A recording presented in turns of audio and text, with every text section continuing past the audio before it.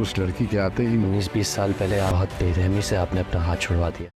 कामरान जिसने सलार को मारने में कोई कसर नहीं छोड़ी, ये तो सलार की किस्मत है कि वो फिर भी बच गया। इतनी चोटें खाने के बावजूद भी वो सांसें लेता रहा। सलार को जैसे ही हॉस्पिटल पहुंचाया जाता है तो ईमान भागी दौड़ी हॉस्पिटल जाती है और जाते ही उस सलार की हालत देख कर हैरान रह जाती है।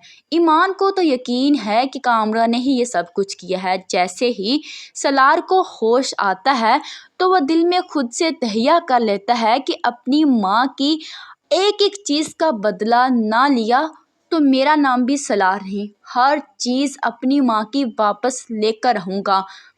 बस बहुत सह लिया मैंने, बहुत दुख देख लिए और बहुत बातें इनकी बर्दाश्त कर ली। अब इन सबको इनकी औकात मैं ही याद दिलाऊंगा। ईमान सलार को उठने में मदद देती है कि लईक साहब भी भागे दौड़े आते हैं।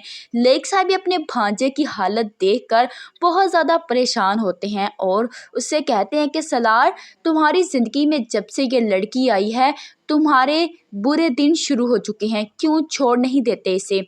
तो सलार को लईक साहब की यह बात बहुत बुरी लगती है। वो जल्दी से कहते हैं कि मामू, तब मैं आपको नज़र क्यों नहीं आया जब मैंने आपको कहा था कि मुझे पाकिस्तान वापस मत भेजें, मैं आपके पास लंदन में रहना चाहता हूँ, लेकिन आपने अपने सुकून की खातिर मुझे इन लोगों के हवाले कर दिया। सलार एक तरफ फिर से अपने मामू को हकीकत बताना चाहता है कि उन्होंने अच्छा नहीं किया उनके साथ।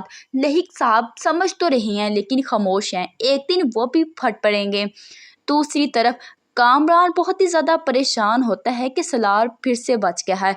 अब शायद सलार सबको बता देगा कि मैंने उसे मारा है, लेकिन कामरान पुलिस की खातिर और अपनी फैमिली लईक साहब की खातिर हॉस्पिटल में ही ठहरा होता है ताकि सबको लगे कि कामरान को सलार की बहुत ज़्यादा फिक्र है।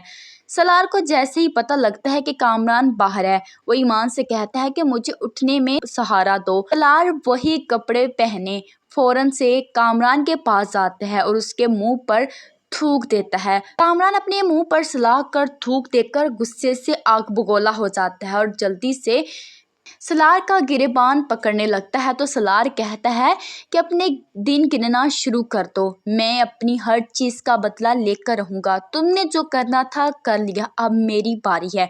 कामरान सलार की ये हिम्मत देखकर हैरान रह जाता है।